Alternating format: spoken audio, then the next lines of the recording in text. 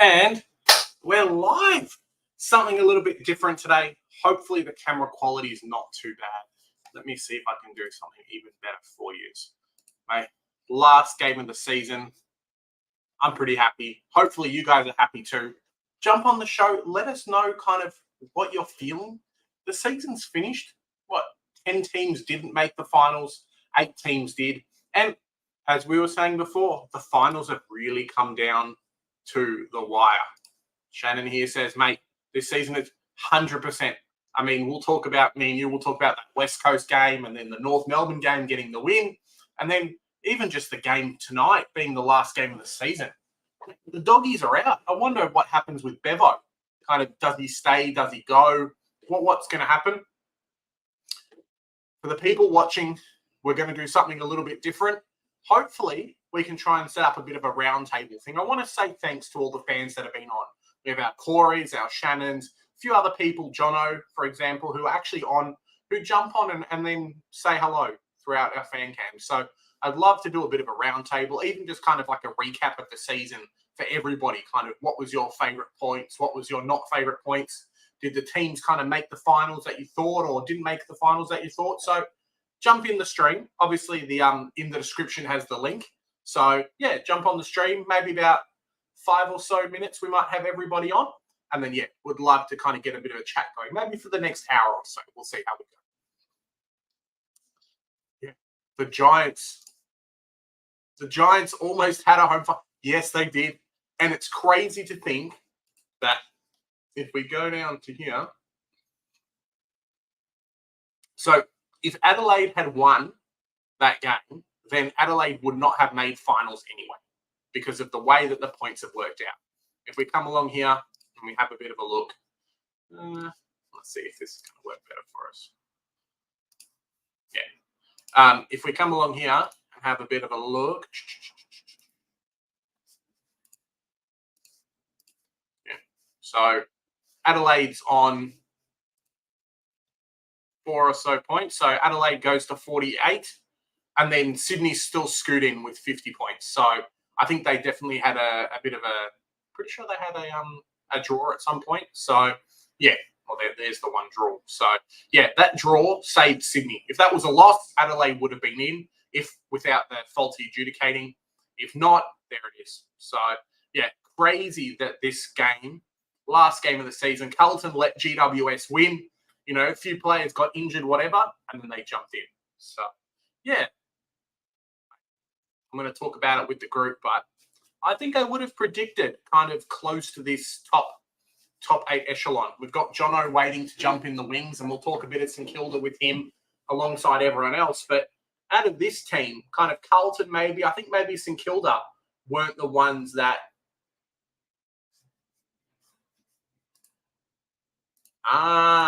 okay. Yeah, fair enough. That makes sense. My mistake. Good job, Corey. Yeah, I think kind of St Kilda is probably the only one out of that 8. Maybe a St Kilda and a Bulldogs would have swapped, similar to how it was last year. But yeah, Corey, you going to jump in the chat? I mean, jump on stream. Yeah. All right. Well, I guess kind of we'll do this a little bit different today. Let's go and we'll do that. And we might pop in kind of 3 people so far. So maybe start off with Shannon. Shannon, mate, thanks for jumping on the season. I said I know. It's been a lot of fun.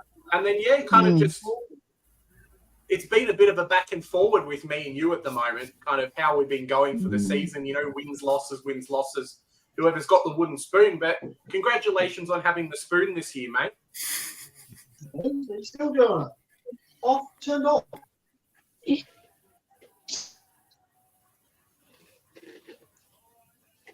It's been it's been an interesting year. So it kind of just depends on what you guys are going to do now. Is it going to be a Harley Reid special, or are you going to do something else? I know there's been some talk at the moment about Daniel Curtin, but you kind of really got 3 or 4 options, don't you? Oh, I think we've lost him. That's all right. Jono, how you doing, mate? Thanks for jumping on. Something a little bit different today. Yes. How are you, Big J? I'm good. Kind of solo running at the moment without Joe. He's off overseas. So, been like that the past week or so, and yeah, it's been different, but kind of a bit of mixed emotions. Imagine causes the same thing. We went into the season, or at least went into this weekend feeling like, hey, Harley Reid, pick one. And then now it's like, oh, pick two again. Cool. But right, we could still get it. But we still could get Harley Reid. You still don't know. That's very true. Well. That's kind of what I'm hearing a little bit at the moment. As long as we don't trade down, like we don't give a bunch of picks to get it, to make it happen, we'll see what happens there. Jono, congratulations on making the top 8. It's a bit different. I didn't think you guys would have it, and I think the media definitely didn't think that you guys would have it either. A lot of media people saying, oh, St Kilda's washed up. And this was when you were still fifth on the ladder. Like, you weren't exactly shitters at that point. But things are very, very different. Yeah, I definitely, as a supporter myself, I definitely didn't think we'd make finals at all. Like, I thought we would have been maybe from 10th to 12th, somewhere there. Yep. Just to fall back. But to make it, definitely achievement. So I reckon we go as an underdogs next week, or 2 weeks' time, rather. 100%. So, like, you guys are 6 at the moment. So is it 5th and 6th get home finals? So you guys will get a marble game against Sydney? Is that how it works? Yeah. No, it's MCG. They've said most likely it's MCG. Yeah. Because too many people want to turn up to the game. We'll see tomorrow because that's when the schedule comes out. They said, but I've heard it's like 3 MCG. I remember there being a little bit of similar controversy when the Bulldogs got finals and they had the rights to it and they didn't put it at Marvel, even though Marvel's like their home ground. Yeah. So I think like, they might have we can had get more it in people at the 2020. MCG, but I think they might have was supposed to have it in 2020, I think, but because of COVID, because it would have been Saints versus Bulldogs, I think that was going to be Marvel. Yeah. But well, we'll see how it is. I think St Kilda has definitely been. Obviously, this week you guys didn't win, but it didn't really matter that much. But for a team that basically hasn't had their number one key forward for a while, he's been in and out, kind of all the issues you've had. Rowan Marshall, man, this guy's too good. He's a jet. Yeah. All-Australian ruck. He will be All-Australian ruck. I think he will. I don't think many people have got him penciled as being All-Australian ruck, but I think he will be the All-Australian ruck this year. He'll be either on the... Because we find out on Wednesday, so yeah, he'll be either the ruck or he'll be on the bench. Is my call. No. I reckon now it could be 2. I reckon it's like a few weeks ago. I thought, it's English for sure, but now I think it could be both. Yeah, no, definitely. I think they normally play 2, right? So they normally have one on the bench and then one on the field. So yeah, sometimes, not always. Not always. No, fair enough. Hopefully you guys have noticed a little bit, maybe not noticed the lighting change in my camera at the moment. I got some new lights, so I don't look like I'm a ghost anymore, which is very nice. Yeah, especially when you're trying to make content and whatnot. No. But it's not a Casper anymore. No, definitely not. I can't use them in the car. That's the only thing. So car stream is still going to be very dark. Yeah, kind of going over. Let's quickly go over. Maybe we'll jump in, Mr. Freddie. How you doing, Freddie? Hello. Good. I don't know if your microphone's on or what, because I can't hear you talking, but we'll figure it out on our end. Hello. Hey, how you doing? Thanks for jumping on. Good. Just kind of looking at the top 8 and the top. Maybe we'll do the bottom. I 8 predicted bottom 10. Yeah, what were you going to say?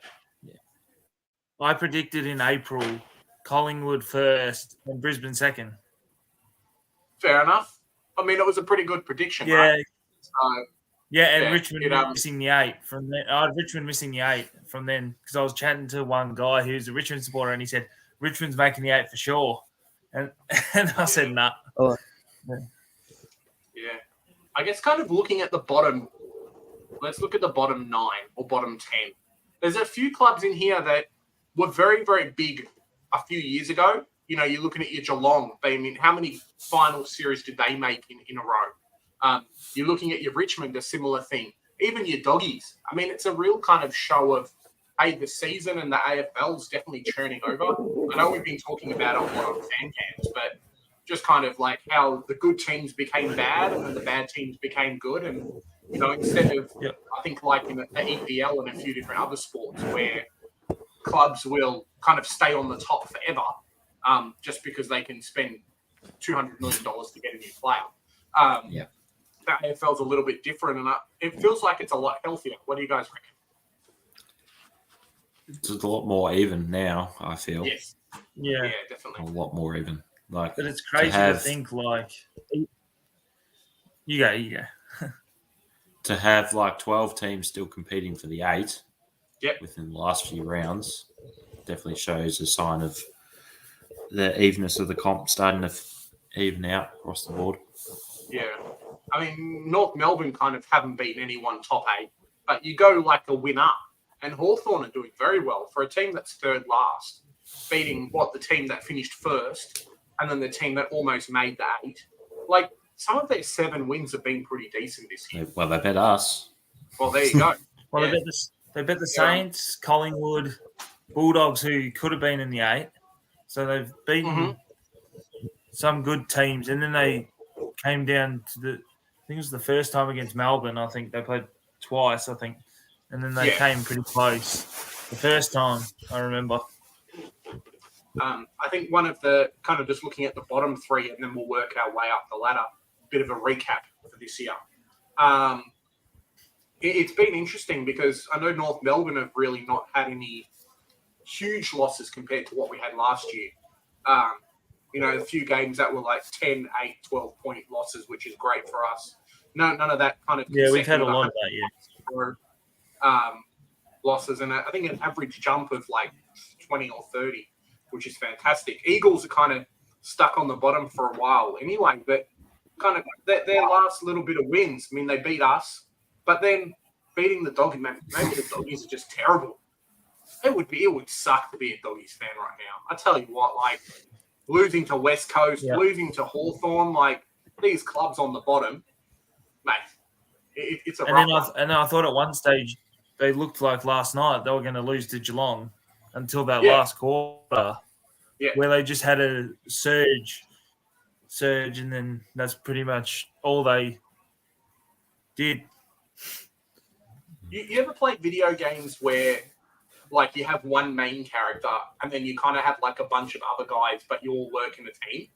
That's what I feel like the Doggies are like, and maybe what the whole AFL should have is everyone should have a Bontempelli who can just, like, put the game on his back and then carry you to a win. You know, you use your ultimate ability in once every game. Sometimes in AFL 23, that's like that. Yeah. It's just like, we just have every team have a Bontempelli that for 10 minutes or so just completely dominates. Maybe it's like, what's that one in cricket? Like the special time or whatever, where you have to bring all the fielders in. You can't stand further back. Power play. Yeah, power play. How do you can do a power play in the AFL? It's feel like defenders leave, you know, you can't intercept mark for however long. Just so, make it that'd be so overpowered, though. That'd be so overpowered. That's just what it feels like. Like, he just wills games. I guess that kind of covers a little bit. It's going to be interesting what happens with West Coast and Harley Reid. Obviously, we might talk about it a little bit more over the next few weeks and heading into the draft and the trade period, kind of what happens, because it could be the decision-defining moment for them. I know we've spoken off air about how the Tim Kelly kind of deal kind of went a little bit sideways in spending so many first-round picks to get him. It's like, well, West Coast could be potentially getting 2 or 3 first-rounders for what would be Harley Reid, or keeping it and then kind of going for him or Daniel Curtin as the talent. Before kind of what does happen, do you guys want to give a prediction on what will happen? I think because of the Victorian nature of it, like similar to Horn Francis, I think it should be Daniel Curtin to West Coast now and North get Harley Reid. But I don't know, but because it was like last year, we're thinking, Ashcroft's going to go pick 1, like the same thing. But then all of a sudden, like a few days out from the season, like Giants chose like Cadman instead. Yep. Like so then Brisbane paid less. So yeah, it's funny how that works. What do you reckon, Jono?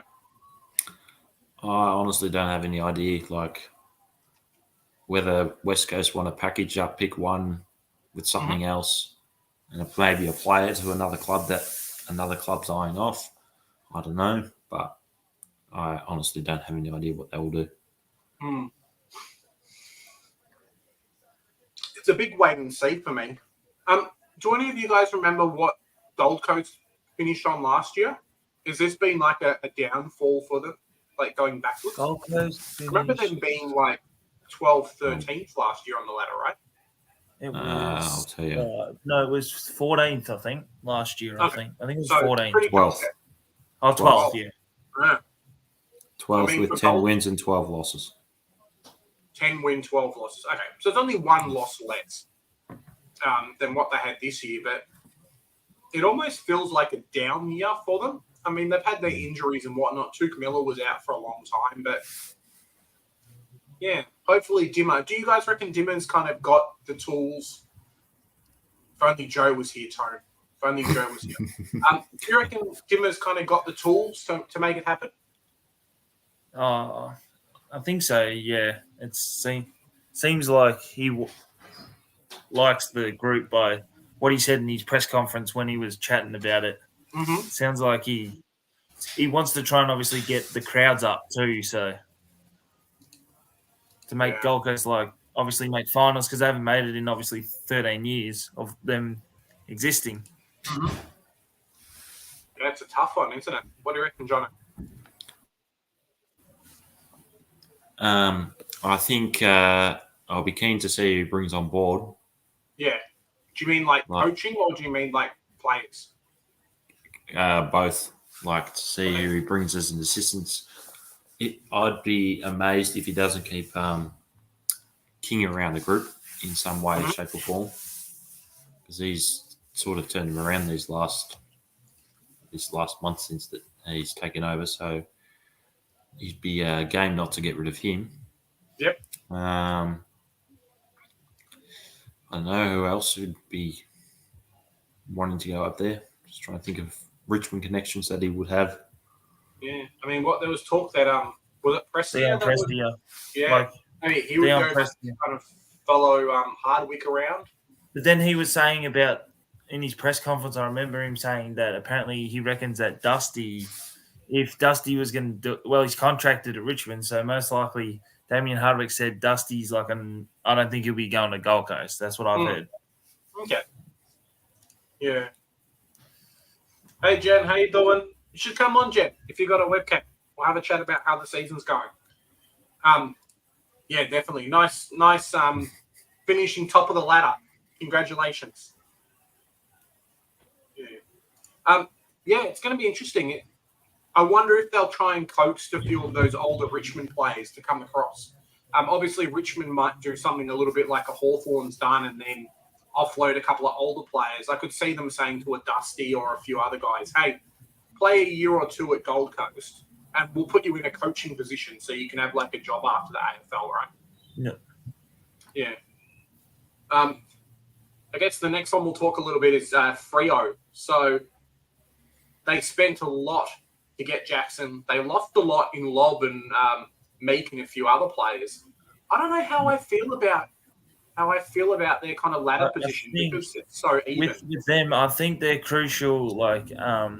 Losses, obviously, they didn't have Griffin Logue say, he was good.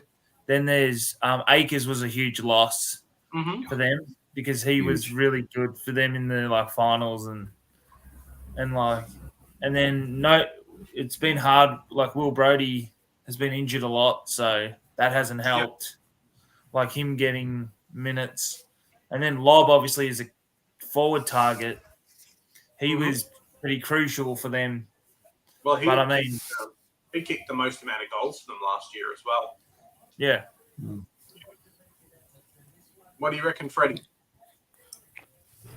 Yeah, I mean, they don't really have a forward line without Sean Darcy because Luke Jackson's up there a lot, and then that just takes away from that.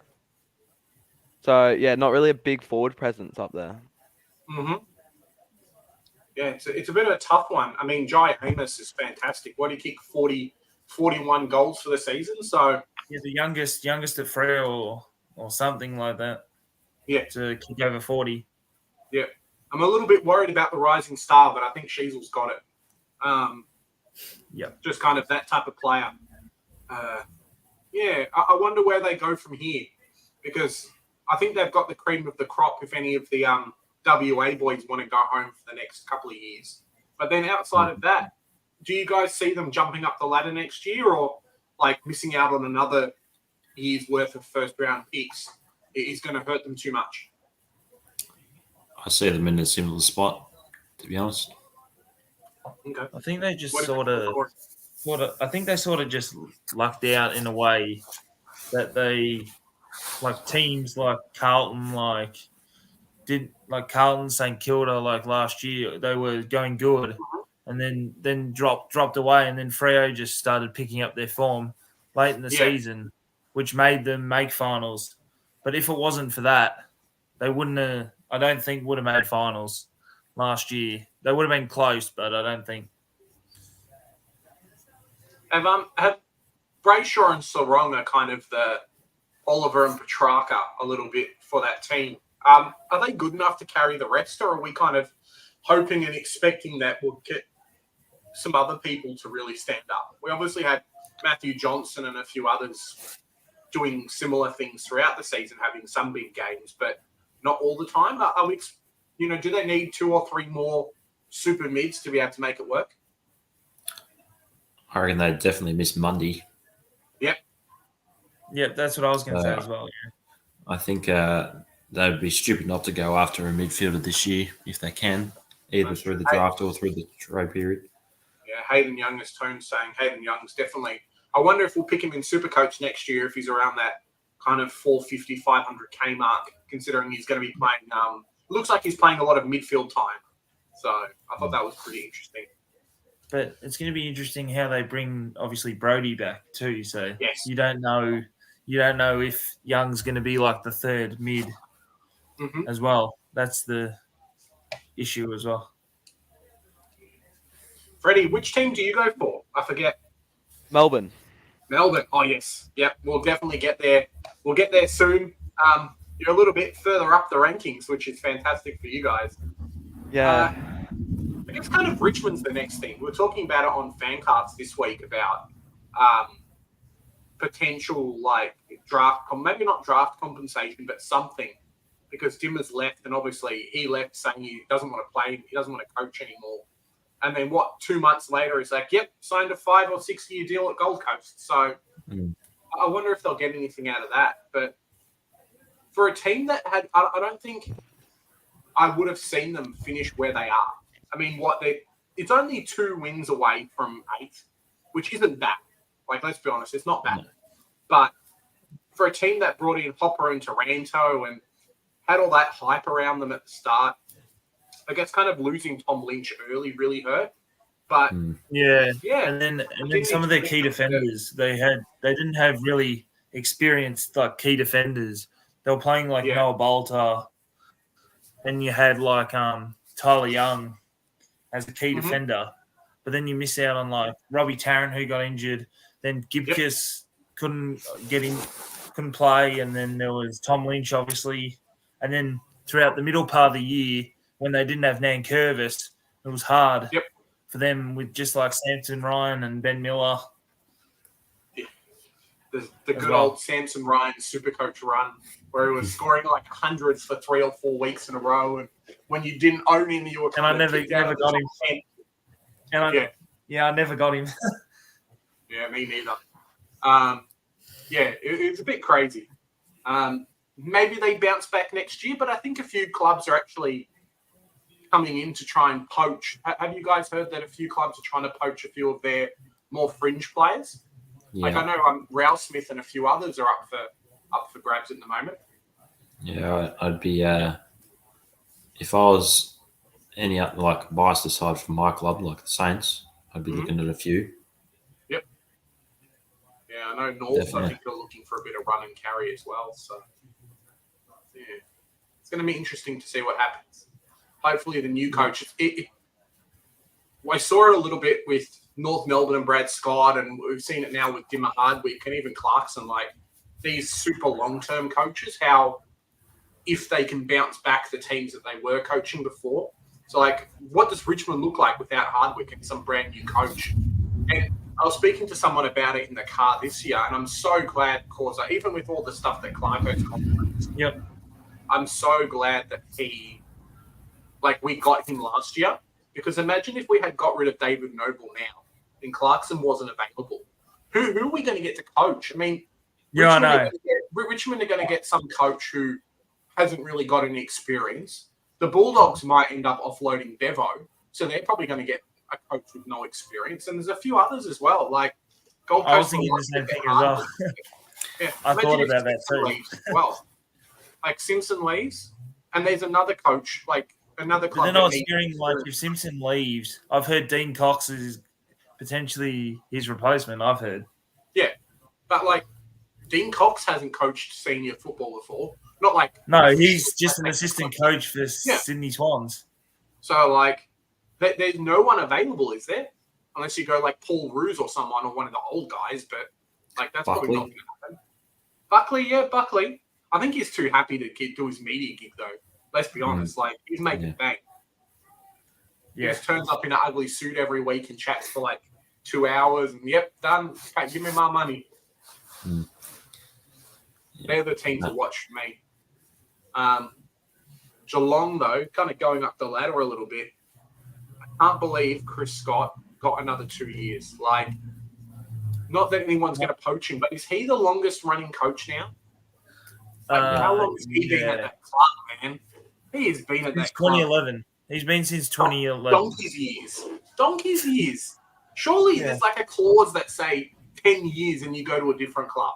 Like, it's going to be an interesting one what happens with them, because they're getting older and the coach is getting older and they're trying to change and do new things. Obviously, not getting Taranto and Hopper hurt them, but maybe Bailey Smith and someone else might be kind of a cheeky pickup for them. And Parrish, maybe. Don't know. Yeah, well, I mean, if I was them, I'd be saying, hey, Parrish, come to my club. I'd be saying, hey, Bailey and Smith. Sean Darcy as well, because they're obviously because their rucks is like, I don't know, like with obviously Segler retiring and then Stanley not sort of up to it. You've got like Shannon Neal, Toby Conway, and they're like sort of depth players at the moment. Yeah, I think they'll pick up a depth ruck and try and play them as a real ruck, but I have a feeling from what I'm hearing from some few Freo people that Sean Darcy's not going to leave. So yeah, that's what I've heard. Yeah. Jonas is saying here that SEN radio, maybe it got pulled off the air. Someone's abusing some fans or something about something. So we'll see if anything comes out in the media about it. Yeah, Geelong. I got a predictor for you guys. Do you see Geelong going ahead of their position or below their position or staying in their position next year? End of next year? Below. What do you got? Below? I'll say below as well. Below. Freddie, what do you reckon? Geelong below 12, equal or above next year? I reckon above. They've had a lot of injuries this season. Okay. Like Dangerfield was out for a bit, Cameron was out for a bit, Hawkins was out for a bit, and they had such an unlucky start as well. Yeah. Well, they had two lots of 3 weeks where they lost 3 in a row as well. Yeah. This season, and they didn't have Guthrie for a lot of the season too. So that, that's very true. Excuse me. Yeah, it's going to be interesting. I might say Geelong State. So Geelong staying like 12, let's say 12, 13, around the ladder, basically the same. If only Joe was here, but mate, I think one of the things causes that we've seen with Essendon is similar to North Melbourne, that Brad Scott just doesn't have a plan B. That when they comes into a game and then I agree. Things happen and then someone gets injured or someone kind of goes awry, He just doesn't have like a plan they don't B. have I a wonder, they don't have a plan B for when one of their key defenders goes down either. So or anything happens. Yeah. It's an interesting predicament to be in because And then if it's you look crazy. at the They're teams like around, yeah. he can obviously win games, but they're very close wins. But like Geelong's got 112 average. Adelaide's got a 116. Bulldogs have a 108. Sydney has a Essendon has 89. 89. So like their losses are terrible. Their wins Especially are the last okay. 2 weeks. Their losses are terrible. Yeah. Oh, some of their losses they've had this year have been like pretty 70 bad. points. What was that? 70 points and then 130 points. And then they had another one earlier where it was really bad. And then they're the only third team as well, Essendon. I was reading somewhere where that they were first on the ladder after round 1 and missed finals. Yeah, that's crazy. And so it was them, Adelaide, and Brisbane a few years ago, where they were on top and they missed finals in the same season. Like, there's been some comfortable wins, right? Hawthorn round 1, whatever, it's Hawthorn. Gold Coast the same. Moving down, St Kilda gave them their first loss. And then they beat the Giants, which is fine. They beat Melbourne, which is fantastic. And then but that wasn't here, so you don't know. Yeah. That was in Adelaide, obviously. Yeah, no, that's fair. That wins a win. Yeah, that's true, right?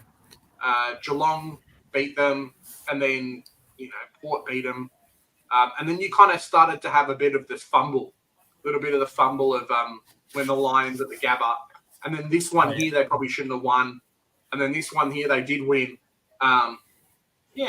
It's interesting because some weeks the accuracy... And they could have nearly lost the North. They could have nearly lost the North. Yeah.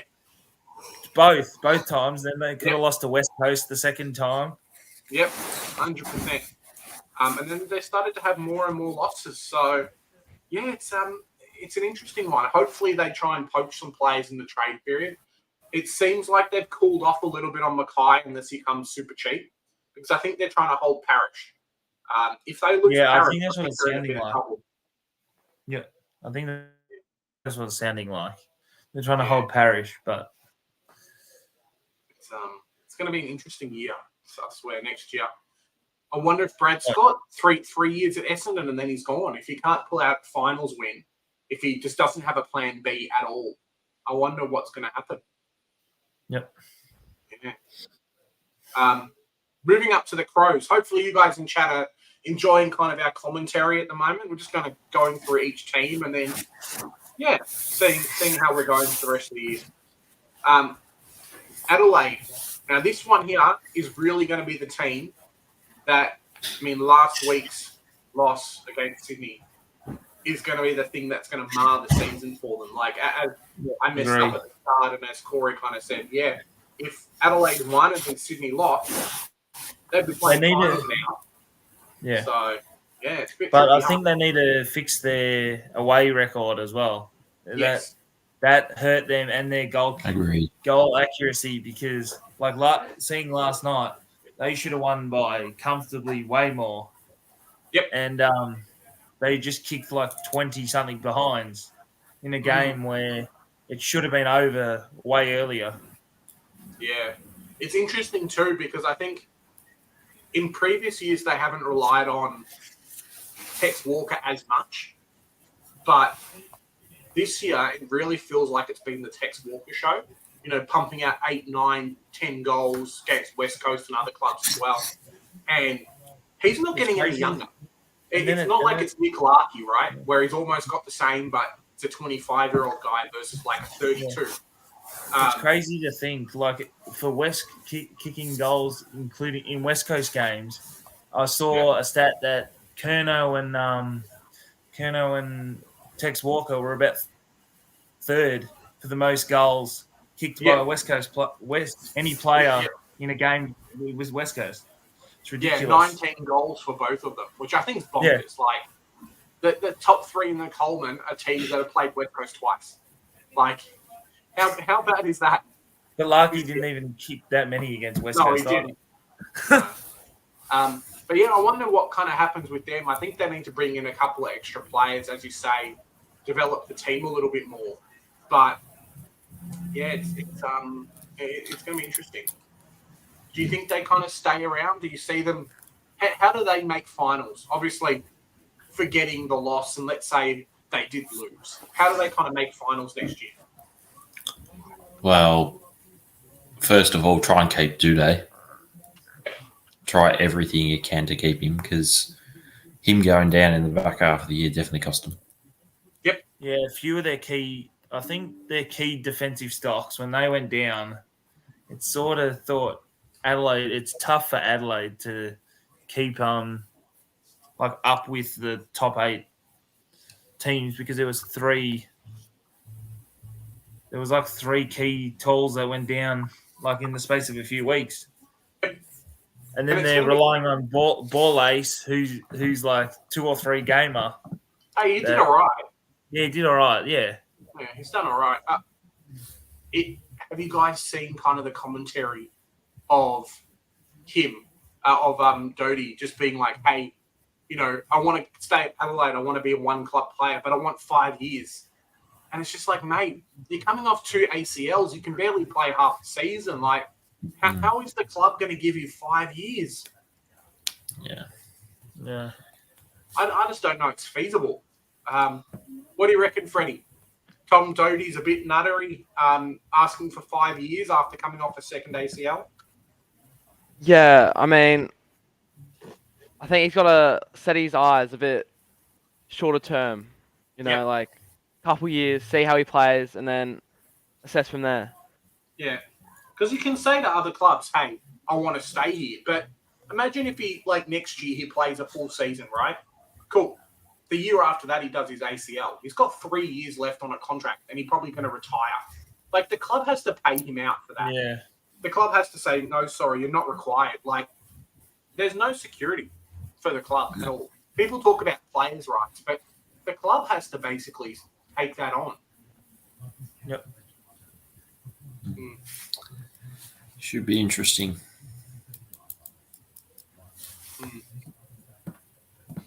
What do you reckon falls up? I thought Essendon a few weeks ago, but now with this, I reckon Sydney would be a good option, because they're still in the finals window, and he's a good replacement for Paddy McCartan. And they've struggled a little bit with Aaliyah out. Kind of when he left. So yeah. From what I'm hearing, Jacob, hopefully you could come on, mate. You should come and say hello. From what I'm hearing is that it's kind of a half done deal for him to Sydney, and then we'll trade like a pick later, and we'll grab Dylan Stevens and Melican the other way around. So we'll kind of see what happens there. A couple of weeks to go. Alrighty, the Bulldogs. Now they're a team that, mate. All right. First question for everybody: does Bevo get sacked in a couple of weeks? Yes or no? Yes. Yes. Freddie? Yes or no? I can see it both ways. Like, I can see him staying on for another year, and I can see him getting sacked. Like, the Bulldogs have such a strong list that, I mean, it's kind of an underperformance every year. Yep. So, yeah, I can see either way. You have to make a decision. I'll say yes. I'll say yes. Okay, cool. Jono, what do you reckon? I think he stays. All right. I think he stays only for the reason because there's no one else available. That's the only reason why I think he stays. If there was like a Ross Lyon still available, if there was a John Longmire or a Clarko who said, hey, the Adelaide list looks pretty good. I mean, not that. The Western Bulldogs list looks pretty good. Yeah. Maybe I can help them like develop their team and make them better. I reckon they'd be on the phone call and say, hey, Bevo, see you later, mate. Like, 2016 was what, 8 years ago? Like, you haven't really done much since then, and we're starting to lose these established players. There's going to be another one or two that are going to go from that team that are supposed to be kind of the players who are going to push the future, right? They've got to find someone to cover Bailey Smith. They didn't really find someone to cover Dunkley. I mean, McRae's on the way out at the moment, so... Yeah, the problem is he always like... I think the problem is he thinks he likes like Trelaw, Bont, Liver as a midfield mix, and he thinks that's his only three midfielders he plays in the midfield. Yep. And I think that's not always a good idea when you got Bailey Smith that can speed out through the midfield, and then you've got obviously McRae, but obviously because McRae's the older one out of the lot, pretty much, that he's put into the side for the last few years. Yeah. What do you reckon calls up? No, sorry. What do you reckon, John? Sorry, my mistake. Nah, Corey's exactly right. With the midfield mix, you need to, like most clubs or majority of them all, are changing their midfield mix from time to time. You just can't have the same group going through there every time. You got to have a different cohesion. Gives you a different look. Keeps the opposition guessing as well. Maybe keep one of them in there at least majority of the time, but throwing them around the magnets is always good. Like you get to find something else about the player that you might not else would. Like, I think the Bont is fantastic, right? But you imagine, like, look at what Dunkley does. He's a really good clearance player. He can take mark and kick goals up the front, and he can run and carry through the middle. You know, he's got a bit of footy IQ, that kind of thing. The Dogs have been trying to fill that position with, like, 2 or 3 different players instead of kind of getting one who can do the job. Like McRae, they were talking about it on the radio about how McRae, all he can do is run and carry through the middle and get that clearance ball and then shoot it off. Why are they playing him half forward? Like, he doesn't mark. Half forward or the wing. On the wing as well. He barely kicks goals and doesn't do much. So if I was Bevo and I had to put someone there, yes, the Bont's fantastic in the middle, but I think you can cover his midfield with other players and put him as that half forward marking target. Yes, that's what I. That's like, but they never tried that. They tried, like, I don't know why they tried Dunkley last year as well over Bont as like I reckon Bont would be good as like the Petrarca mold of what Melbourne do. But they've never really tried it because they think Bont's the main man, so we got to keep him as like the most CBAs, blah blah blah. But he acts as like the fourth tall in their team, which can help them divert from always going to Jamara. If they're not going good, they can just kick it to Bont because they know he's good at kicking as well. And Bont takes a number 1 defender almost as well, right? Like, the height he is and things like that. You have to body him. You have to put someone on him. Otherwise, you just get slaughtered. So, Bevo, hire centre bounce, mate. Don't need assistant coaches. We'll fix up the team. Done. We might get the centre bounce crew on to Bevo to have a word. Done. Hey, Harry. How you doing? Thanks for coming on, mate. Jump in the chat if you want. The link's in the description. Kind of just going through the bottom 10 teams now, and then obviously Dogs are finished, so we'll head up and start doing some of this too. Wasn't Tim O'Brien? It's like Tim O'Toole or something, the defender they picked up that was like the cricket player, the Doggies? Alex Keith. No, that's Alex Keith. No, there was one that they started this year, maybe in the mid-season draft, that was like 102K in Supercoach. You're thinking of James O'Donnell, Simon O'Donnell. James O'Donnell, yeah. The Doggies seem to be picking up these players, which is great, but their defense still needs a lot of work.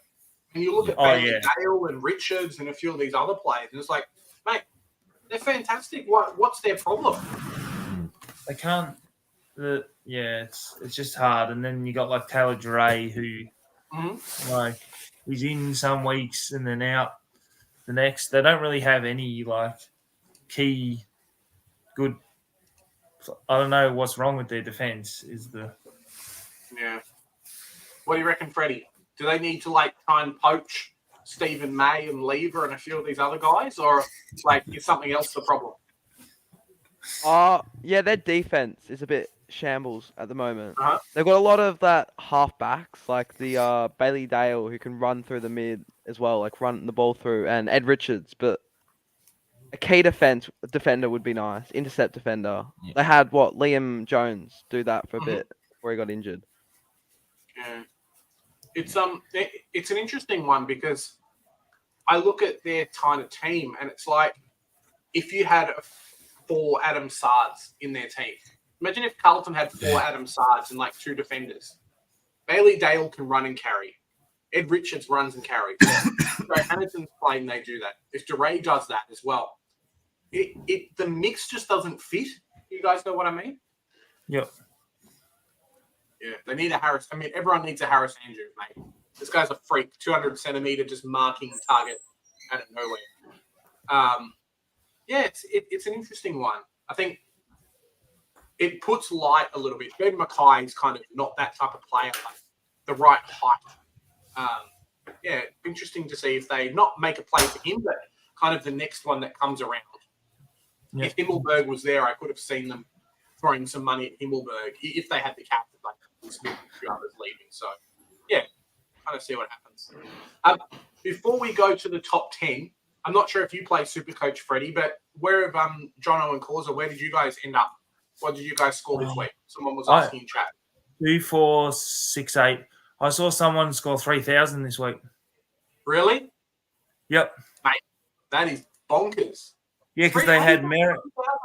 No, because they had Tex Walker and stuff like that. If you have Tex Walker this week, and he had Butters captain. Yeah, and I saw some guy got 3,001. Well, yeah, 3,001s. Yeah, so the weekly's going to be huge this week.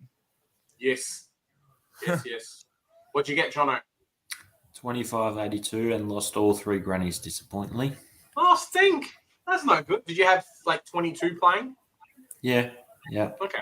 Just D-Cam, Steele, and of course Dev Rob. Mills had to be the. Oh, let me down. Mills had to be the ruiner for a lot of leagues this week when he had to obviously go really big. Yep. And Cornelio, the one week he turns up. That's pretty true. Didn't turn up last week and then turns up this week. Yeah. Like could have scored a 70 last week, 70 a couple of weeks ago, like he did against Port, and then flop again. But no. Freddie, did you play Supercoach? Oh yeah, kind of destroyed my rank with 2 donuts this week, unfortunately. Yeah, I had 1. Bloody Doherty was out. Yeah, Doherty. Yeah, I was gonna. That was annoying. I mean, like Jack Zeeble was out as well, so I should have had some better cover, but. Yeah, Doherty didn't do well, and Wagner didn't score his typical 100 like he's done for the last 3 weeks in a row. So, yeah, it is what it is, right? Yeah. Onwards and upwards for next year. Yes. I have a question for you guys. Are you going to start Tom Green next year in Supercoach? No. No? No GWS players in my team. No, I've actually changed. I'm gonna say yes. Yeah. I'm sorry. Okay. No, fair enough. It's just been like, I don't know, just trading him out seems like it was a bad idea at the time because obviously that round I ran out of trades, which meant all my cover went, and I was getting too many no players playing, so I was getting too many donuts. So I think, and he's been scoring so well, I think might be at the good price that he could be. Good option, I think. I think for me, sub 570K, and I'll pick him up. I think that's going to be my margin. Anything above that, I'm going to have to really consider it. What do you reckon, Freddie? Are you going to start him? I've got like a little mock team up. I'm between him and Connor Rosie at the moment, between the starts. Yeah. So, yeah, it'll have to say like what the prices are at. It's going to be interesting next year. 7 scores below 100, and that's including a couple of 90s, but he's definitely got a high floor. That's one thing. And he's consistent too. Like he plays that kind of role. Oh, he was on fire today. Yeah. But like he plays that role. It's not like he's a McRae where they have to give him the ball. Like every contest he's going to be sitting there waiting, hey, Briggs, or hey, whoever, give us the ball, you know. So that makes it worthwhile. I think kind of going back to Supercoach talk a little bit before we talk about the top 8. Next year is going to be really tricky. I think for me, I'm going to stack the back line as hard as I can. Kind of maybe go 6 deep in the midfield, and then the forward line is going to be cheapos because there's so many good players there outside of your normal, like Pig Bont and Oliver and Petrarca and stuff. All of our Rosie, Butters, Dunkley, Goulden, all of these guys. Some are going to be good that are just mid onlys. Yeah, I reckon that a lot of people won't touch. Like they think, they're not forwards anymore, so we're not picking them. No, I think most of them are going to be mid only, from what I've seen. Yeah. Like, so you could just pick your whole forward line in the midfield and say thanks. Yeah, we'll pick our starting 5 apart from Cornelio. Yeah, pretty much. In the midfield. Pretty much. If Bevo stays, any chance McRae traded and becomes relevant as a forward? It's going to be interesting because if Bailey Smith goes out, I think McRae might go back to the midfield anyway, and then he could be irrelevant as a forward in Supercoach. But I'm not sure what his numbers are like. Obviously, players can't lose it if they've got it. So he might have been playing a bit more mid for the second half of the season or whatever. So. No, I think he was still about the same. Okay. Still about the same. So he'd be still a forward, most likely. Yeah. Moving up the list, I guess we'll talk a little bit about these teams and then, give a bit of a shout off maybe. Sydney Swans, mate. They missed finals last year, right? Or did they make? Oh no, they made the grand final. That's true. They made the granny. That's very true. I mean, what? There's no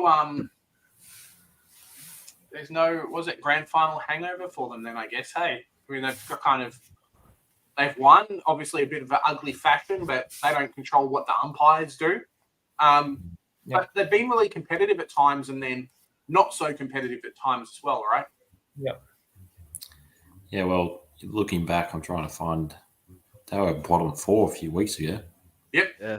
First half of the season, really slow. Massive resurgence, when they played, I think it was around the time of Richmond and them when they were trying to fight for the 8. That's when Sydney started to surge. When Richmond beat Geelong 1 week, I think it was 1 week they beat Geelong. Around that time, from then on, Sydney's just got round better 15, than got up. Round 17. Yeah. Cooked. That was 15th. That's crazy. Round 17, they were 15th. Yeah, it's an interesting one. Home ground advantage is definitely there, but nobody Franklin being able to have the guys really come in and cover his position now. You've got your Armadis and a few other people, McLean, who are doing it as well. They've done good. They've done very well. Hopefully, teams don't let them pick up steals like Chad Warner with a pick in the mid-30s again. But I wonder if their academy rules need to get re-looked at. What do you guys reckon? I think academy picks need to looked at across the board. To be honest.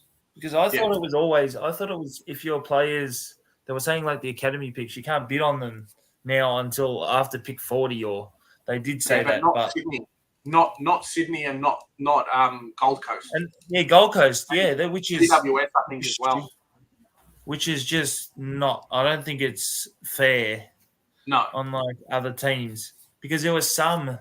I think it used to be top 20. You couldn't bid a few years ago, and then it was when Jamara got picked, didn't matter, and then the year after Jamara got picked, then it was top 20, and then the year after then it changed to 40, and then it changed to 40.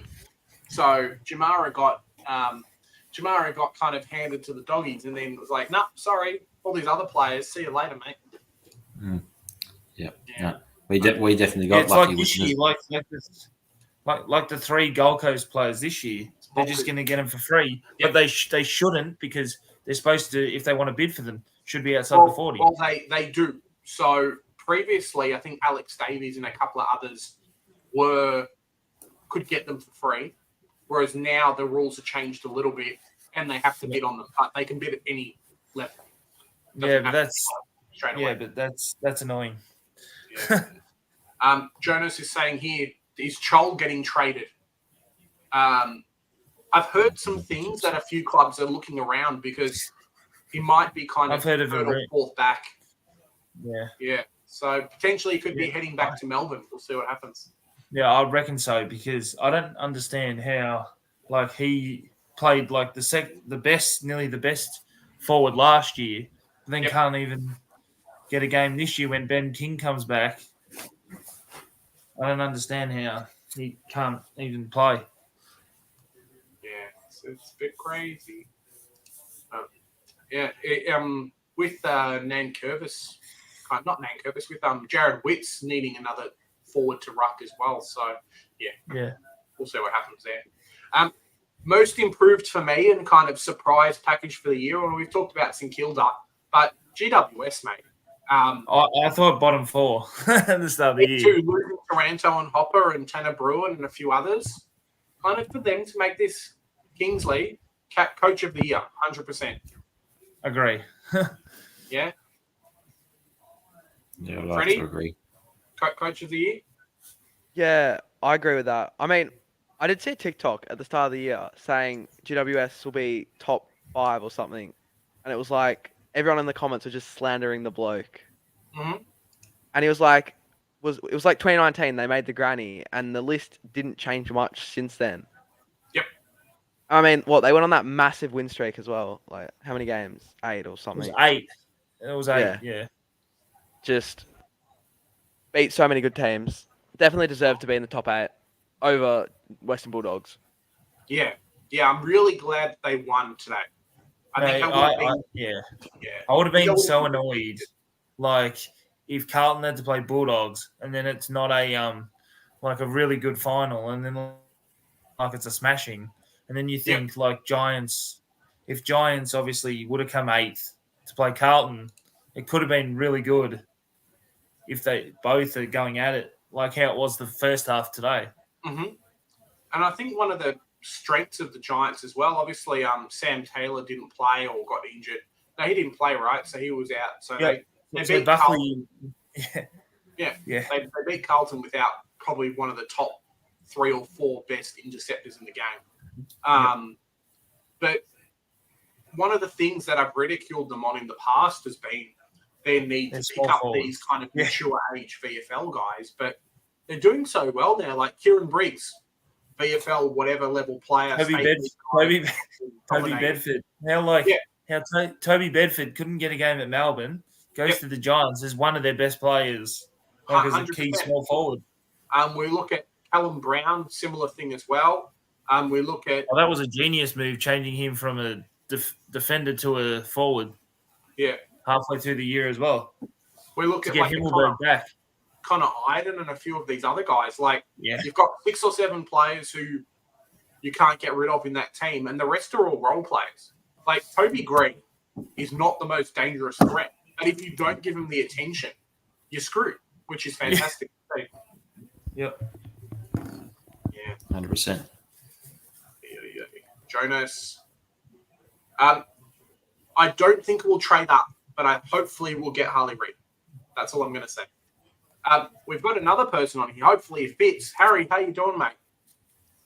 Oh, good, Big J. How are you? I'm good.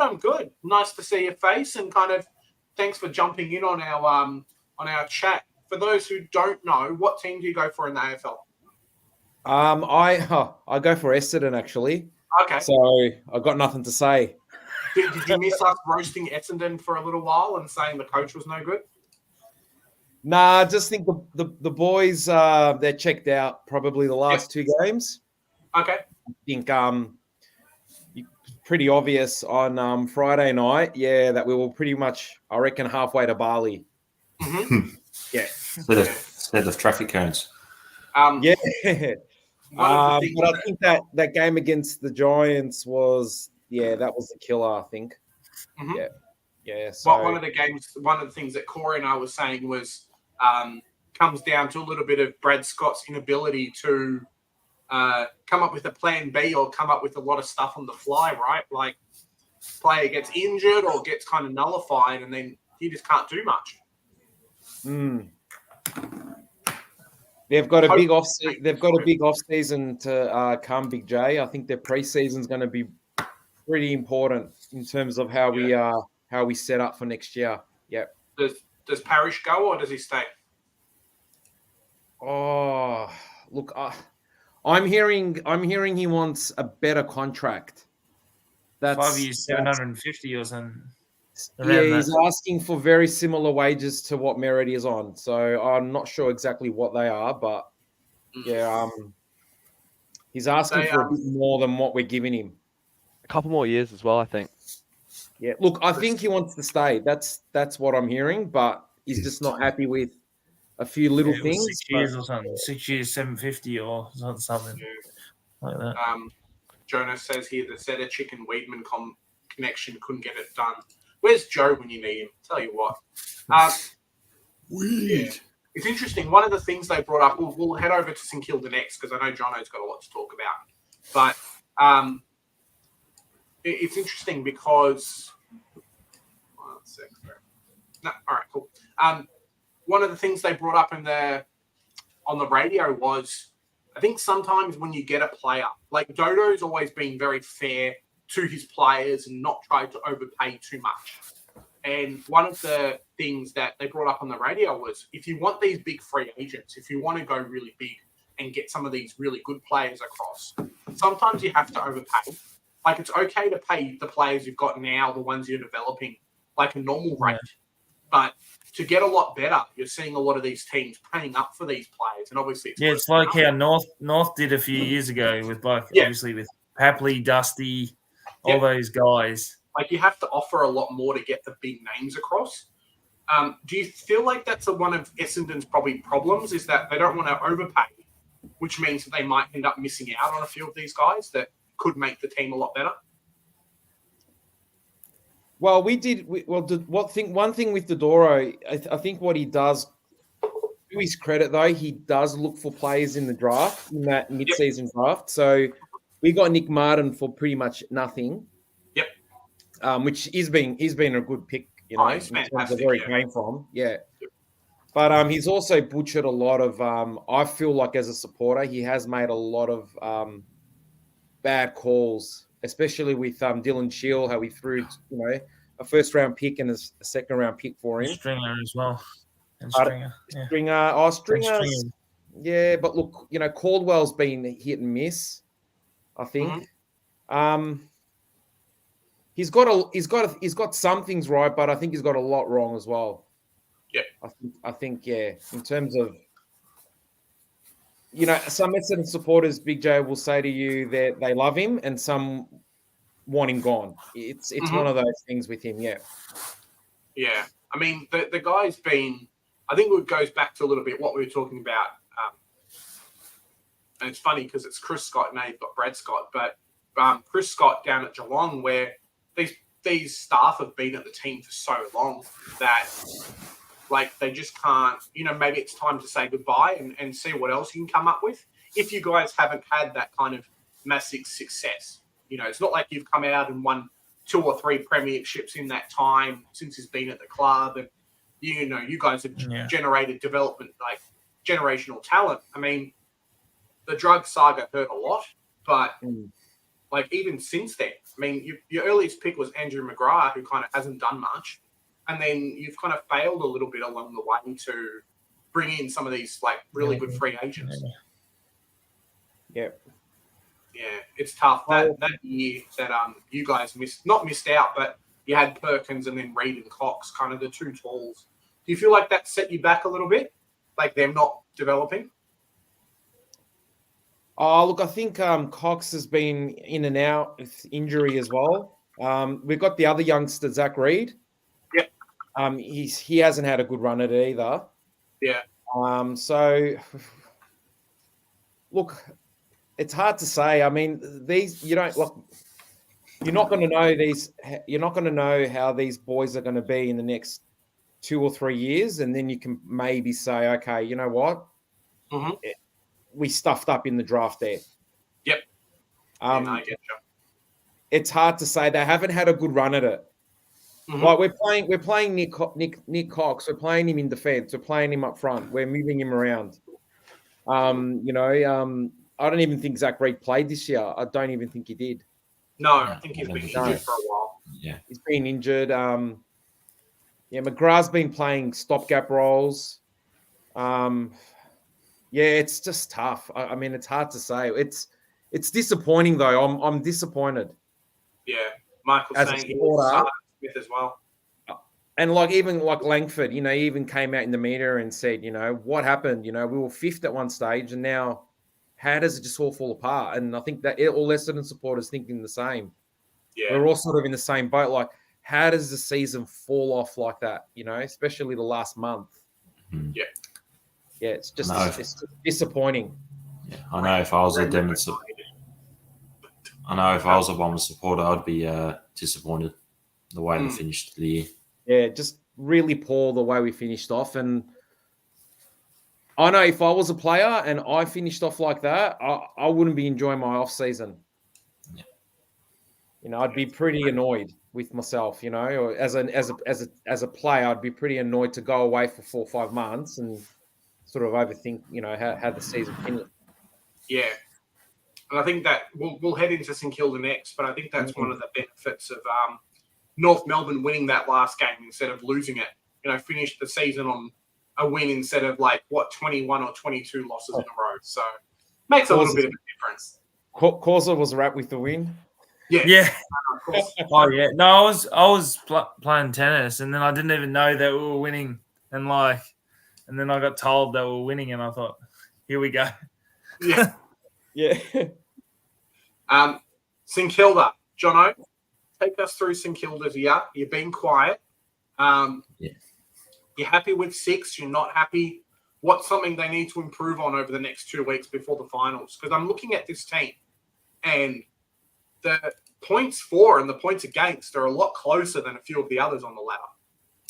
Well, if you look at the top 8, the best defensive team for the year. Yep. So even though we've lost a few players in that area the last few weeks, we're still standing up in that area, which has caught me off guard. I thought we might have leaked a few goals to Cameron and Hawkins last week, but Wilkie and Cordy did the job last week. So yeah, definitely. Howard will have to work hard for his spot back, I think. Yeah. And it's been interesting too, no King. Kamenides been out, who was decent for a while as well. You guys are doing well. Yeah, as soon as we qualified last week, I'm like, righto, I know we're not going to play King this week. I know. It's a sensible decision. He's only just come back from injury. Yeah. Give him 2 weeks off. Get him primed for the game against the Giants now. He'll be licking his lips when he's facing Sam Taylor. Don't you worry about that if Sam Taylor's back. Yeah. I just got this stat here from the AFL saying, remember the Giants in round 10 were 3-7, and now they're playing finals. How crazy is that? And it's the same thing with Carlton as well. It's who would have thought? 6 Sydney, losses in a row. 6 losses in a row, and then nearly 10 wins in a row. Who would have thought they were going to play finals at that stage? I thought, here we go. They come in as a bottom 4. They're going to get a top 4 pick. Not the fans. Not the fans, yeah. So you guys are playing Sydney this week at MCG. What do you guys need? Sorry, is it Giants? Oh, yeah, Giants. It's in 2 weeks. It's in 2 weeks. It's in 2 weeks. What do you guys need to do? How do you beat GWS? Stop their wave, which I think we've done. We recently, Brisbane sort of play a similar sort of style. So they'll be looking to go corridor as much as they can, run and gun like us, but take our chances up forward when we get them. Okay. I feel. Yeah, fair enough. Do you think Wilkie can kind of hold his own? Like you're saying, you guys have a really strong defense at the moment. Yeah, I think depending on who else plays, but either Stocker or Wilkie will take Toby Green. Yeah, fair enough. He's definitely the key to their success, as you see by his 4 goals this week. So, he is so good. He doesn't need to do much. That's the big thing is he kicked 4 goals and had 8 other kicks that weren't his 4 goals. So, he just takes that pressure off a lot of teams. Yeah. I wish we had a Carlton fan here. Is there any Carlton fans who'd love to have a chat about Carlton? But yeah, it's interesting. As we've had Pommy and other people on the show before, just kind of meteoric rise in the past, 8 or 9 weeks. And now they're playing finals, and I don't know if there's many teams that can beat them. Obviously, GWS did, but I don't think they were playing like, hey, if we don't win this final, we're out of the final series, right? Yeah, it didn't really matter towards the end of that second half. And, it was just, if it was on the line, they would have obviously played, harder to win. Mm-hmm. Yeah, they did go to sleep at 3/4 time, though. They could have given them a real push. Yes. Yeah, definitely. Not just to make it a walkover. Oh, yeah, we don't want the Doggies to make finals. Here you go. Here's a free ball. Mm-hmm. Do we think they're good enough to play all the way?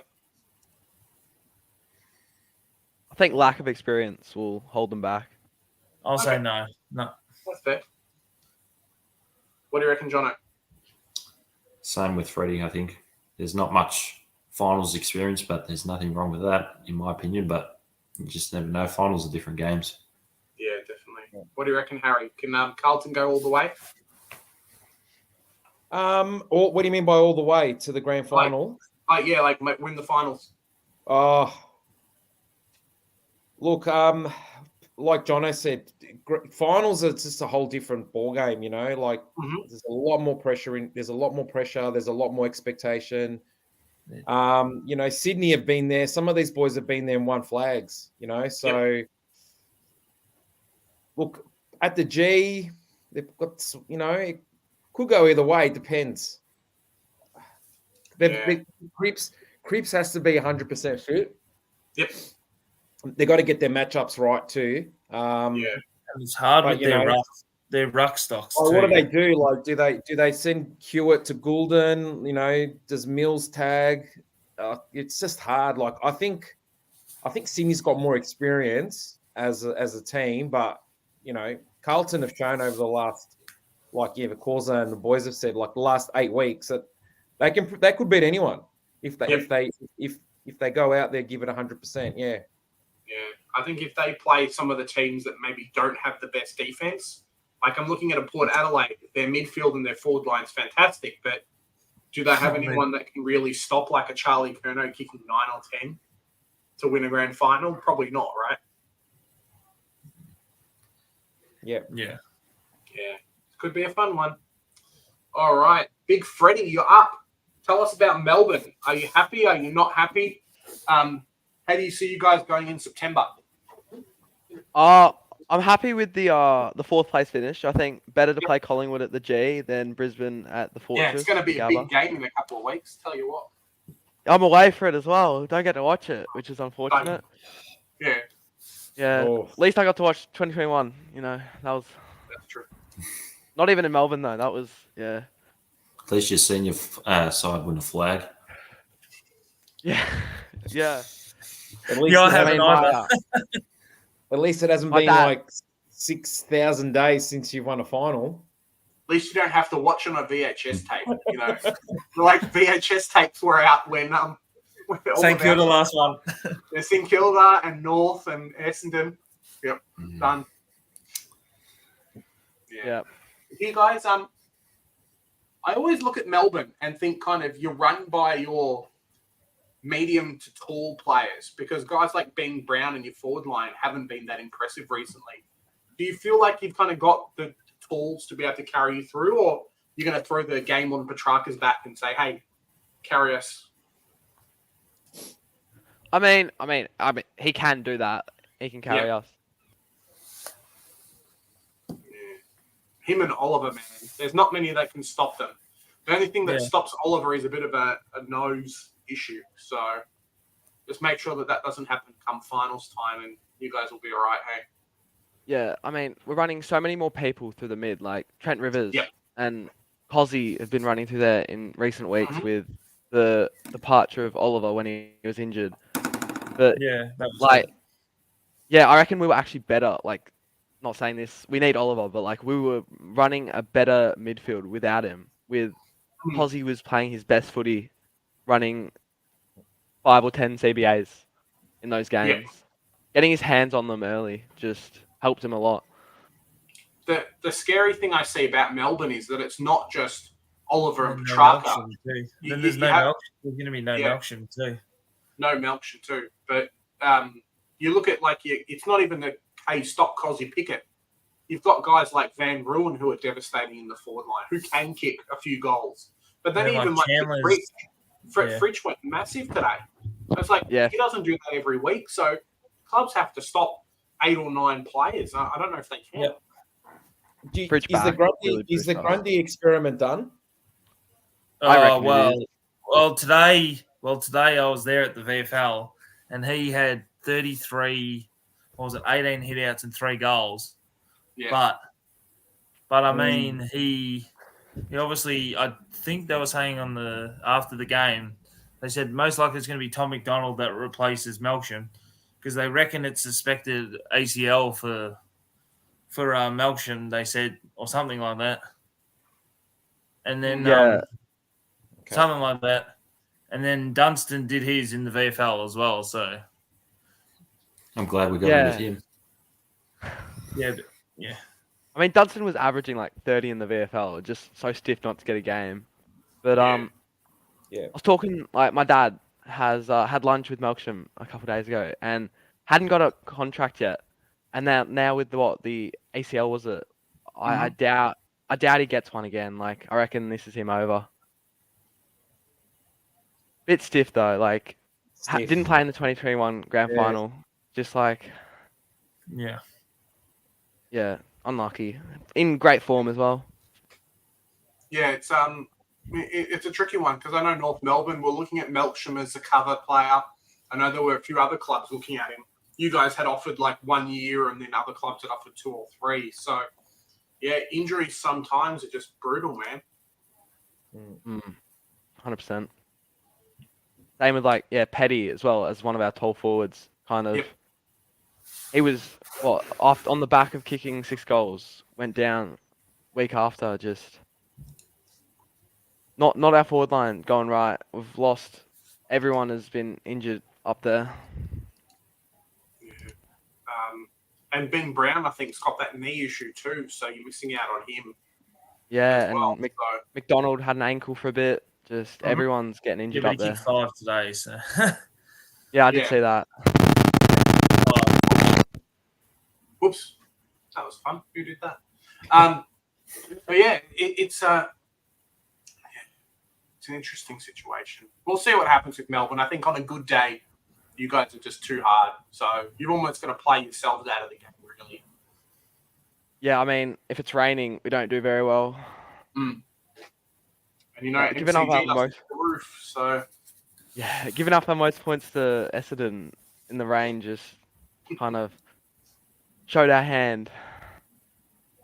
Yeah, very, very true. All right, moving over to Port Adelaide, the team I hate because we have their number 1 pick. But just off the back of that super draft, man, we haven't seen much of Dersma, but Rosie and Butters, they're almost don't even get me started with.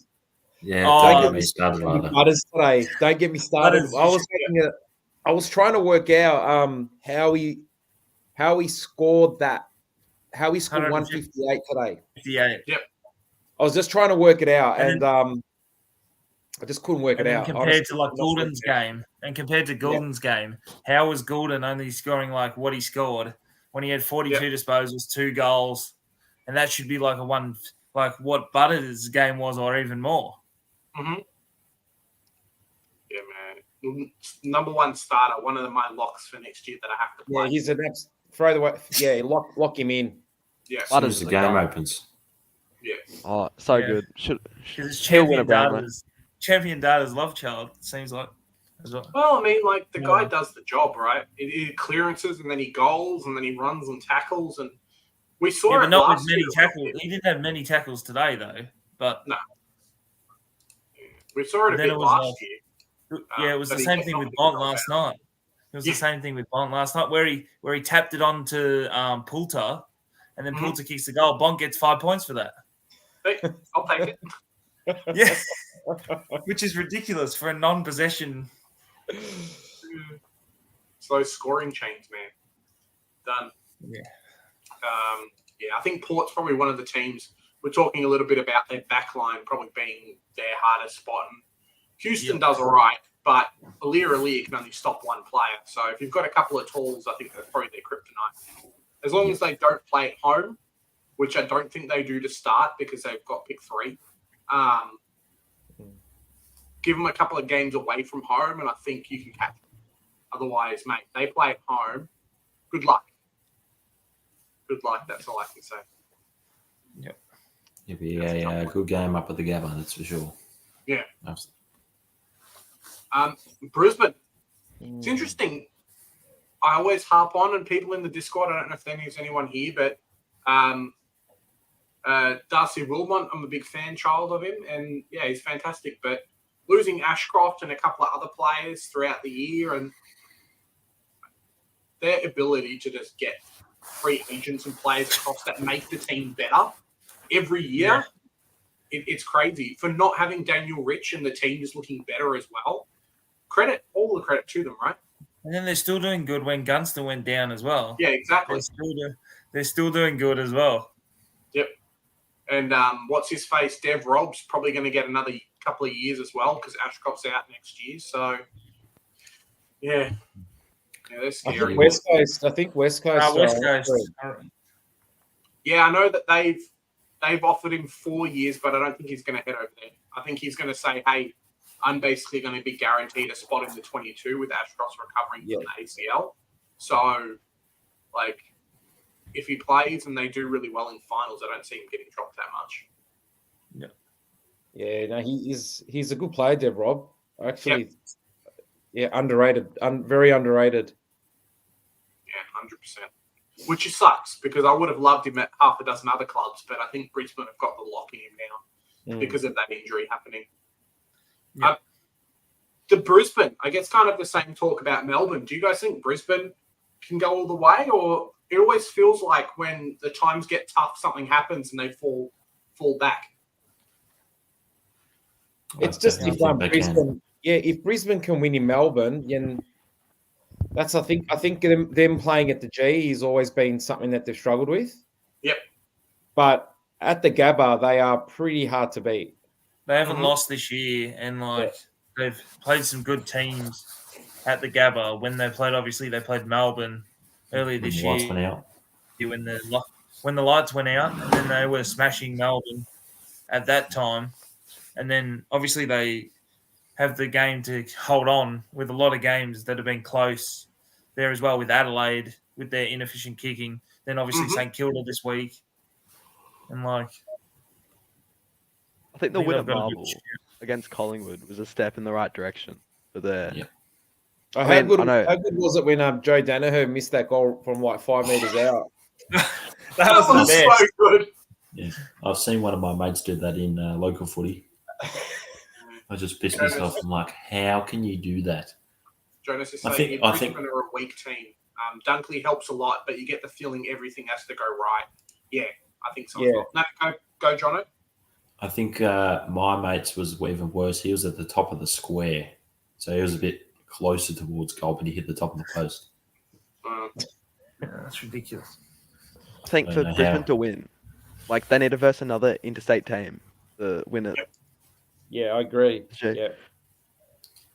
So it'll have to be a Port Adelaide or something like that. Yeah, I think so Port Adelaide would have to beat a Collingwood or a Melbourne in the prelim, I think. For Brisbane to win at the MCG, I think. Because they almost did it, obviously, a few weeks ago. But I don't know. Well, they did lose to Hawks at the MCG as well. So really beat off. Yeah. And what they lost to, was it Hawks they lost to on here? Yeah, Gold Coast as well. So obviously, no, it was Hawks at the MCG they lost to earlier this year. Yeah, but I mean, just recently, getting smashed by Gold Coast, something went wrong in that game. And if that happens again, see you later, man. And then last team here, a team that offloaded Grundy, team that had some injuries, picked up a couple of contested players in your Tom Mitchells, and it's kind of just steamrolled what has been most of the competition for I didn't a lot expect of the this. season. Like Obviously, before the last season, I few didn't weeks- expect this. Yeah, like a few weeks they've had like a Hawthorn and a Carlton loss and what the Lions at home, but outside of that, mate, Collingwood, hats off to you, right?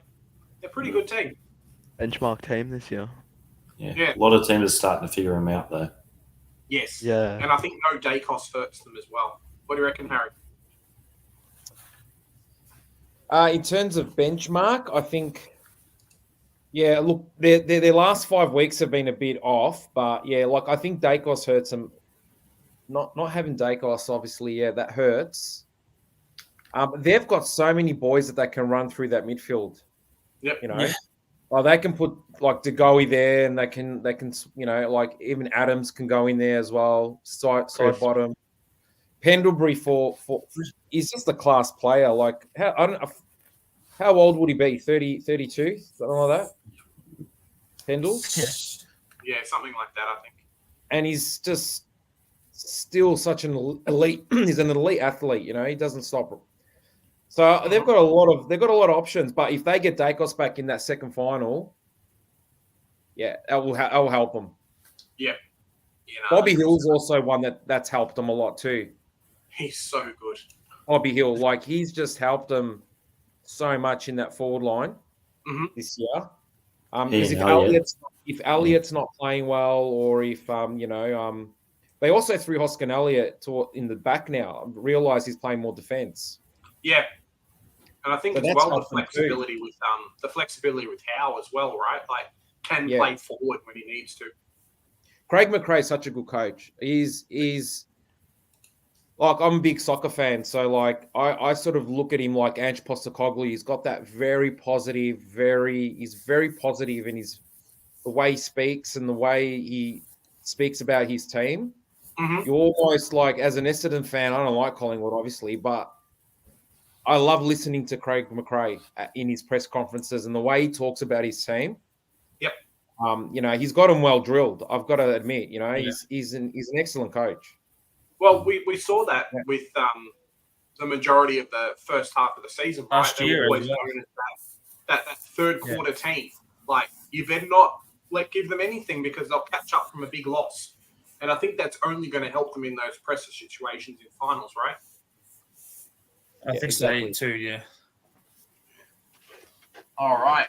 I guess before we kind of turn off the share screen, we've got our 8 clubs. Who's everyone's prediction for winning this year? Go. Maybe we could start with you, Harry. Just starting from the bottom and then going up. To win the flag? Yep. Oh, okay, that's tough. I'm predicting. All right, my prediction will be a Collingwood Melbourne grand final, and Collingwood will win it. Collingwood win. All right, Freddie, who's going to win? I reckon when Collingwood get all their players back, it's got to be them, and it will be like us or Brisbane who make it. Okay. Cause up. Who are you going to pick? I'm going to say Brisbane. Say who? Because Brisbane. Brisbane. Okay. Interesting. Huge. Jono, who are you going to pick? Lions over the Pies in the Thrill. Okay. Fair enough. I'm going to be a bit different. I don't think it's going to match up. But I would love to see my boys come from sixth. That's very true. I almost want to see a Carlton Port Adelaide grand final and maybe Port come out with the win. I think they've kind of got the tools a little bit to scare some of the other teams. So we'll kind of see what happens there. All right. Before we head off, obviously we're going to do a bit of AFLW this week, and we're going to do some more of the I've got to show who's won our group league and everything like that, and talk about that. Maybe I'll do that when Joe comes back. But just want to say thanks to you guys and thanks to the people in chat. You know, Jen, who maybe hasn't come on before, but's always there. Hopefully you're still there, Jen, and a few others who, have been here for the live streams and the car streams and team sheets and everything else. Thanks for the season. It's been fantastic. I know that maybe mine and Joe's Supercoach run of videos hasn't been as relevant or recent as we've liked, but we'll do kind of a bit of a recap for the season after this. And thanks very much for coming on. Love the sport, and we'll do AFLW, and then we'll smash the trade in the draft. So yeah, heading on to next year. Thank you, Big J. Awesome work, Big J. You and Joe have done right. some really good work this year. Yeah, thank you very much, guys. Yeah, excellent work. Thanks, Global. And we'll see you guys. Ooh, I don't know what we're going to do. Maybe we'll do just hang out on Thursday, but we'll figure it out. All right, catch you guys. See you in the next one. Ciao. See you, mate. Go See you, guys. Saints. Go Saints.